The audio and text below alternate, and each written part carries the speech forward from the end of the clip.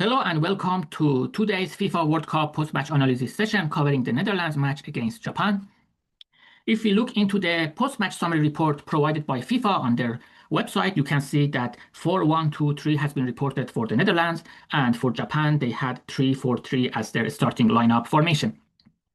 We are going to use the tracking data provided by Skill Corner, where we have access to the coordinates of each player 10 frames per second, and in this case you can see the first goal Japan scored in this match, making it a 1-1 draw until the 57th minute.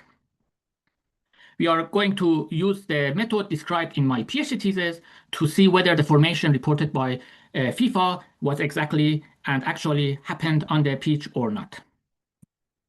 So in chapter 2 of my PhD thesis, we introduced the concept of frequent shape graphs, where you can see, for example, for the Netherlands, playing from bottom to top, the average locations of the players and also the frequent edges of the shape graphs that were present in more than 1/3 of the in-play frames.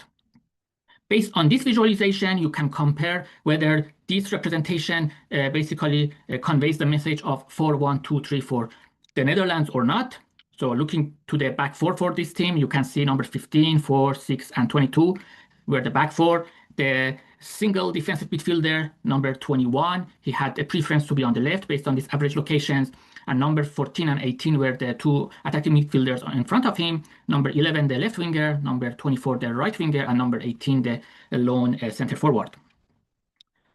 For Japan, this is the picture we get, and you can compare that with the formation that FIFA has reported, 3-4-3. So you can say that number 21, number 3, and number 16 were the back three. Number 13, 15, 24, and 10 were the four players in midfield, and number 11, 18, and 8 were the three attacking midfielders. So based on these average locations, everything seems to be fine, and the formations that we have seen on FIFA, that they were exactly what we saw also on the pitch. But the problem with average locations is that they are averages. For example, look into number 10, he has been reported to be here based on the average coordinates. But it can be that in half of the time he was really on the front line, in the other half he was really in the back line, and you take the average, he ends up being in the middle. So that's, let's say, the natural consequence of taking the average, and we should be aware of that. How can we, let's say, mitigate this issue is that we can use phases of play to divide when the team had the ball and didn't have the ball to maybe get a better and clear picture.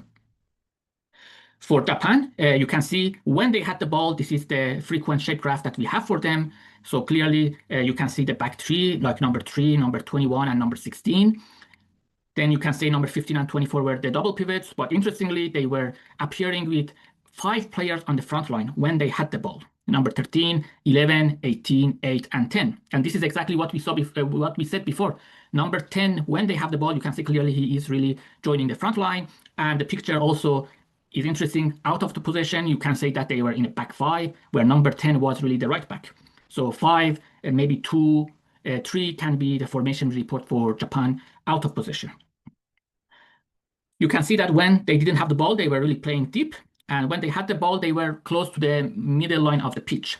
Let's see how this picture looks like for the Netherlands. So when the Netherlands, let's say, was in possession, you can still see the 4-1-2-3 that FIFA has reported seems to be, let's say, the formation that we can use to describe this shape graph that we have here, the frequent shape graph, where the number 21 is really the lone defensive midfielder, and number 22 playing a bit, let's say, higher than number 15 as the fullback. And you can here clearly see that based on just the averages, they are the Netherlands was really in the opponent's half when they had the ball.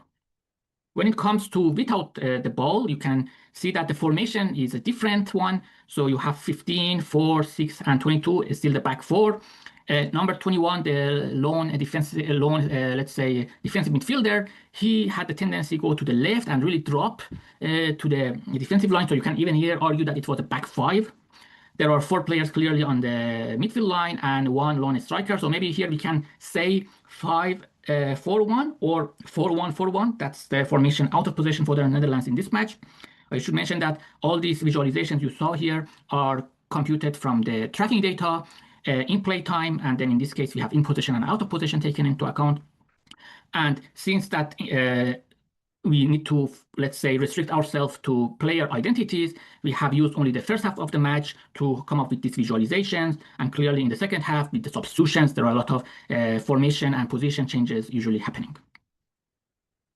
Okay, that's it for the Netherlands match against Japan. And in my next post, I am going to talk about Iran's draw against New Zealand. And this next presentation we will have, or short clip, is going to be in Farsi. And that's it. And thanks for your attention.